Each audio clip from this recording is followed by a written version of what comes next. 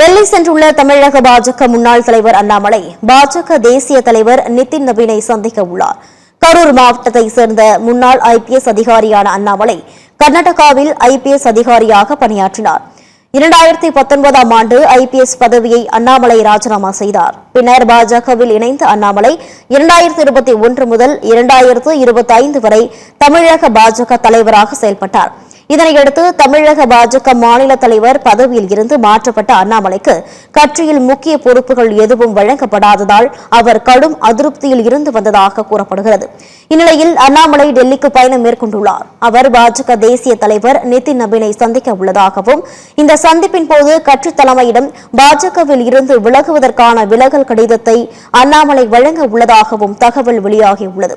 மத்திய உள்துறை அமைச்சர் அமித்ஷாவை சந்திக்க அண்ணாமலை நேரம் கேட்டிருந்ததாக கூறப்படும் நிலையில் இதுவரை நேரம் ஒதுக்கப்படவில்லை என கூறப்படுகிறது. பாஜகவில் இருந்து விலகும் அண்ணாமலை முதலில் இயக்கம் ஒன்றை தொடங்க உள்ளதாகவும் பின்னர் அரசியல் கட்சி தொடங்க உள்ளதாகவும் தகவல் வெளியாகியுள்ளது.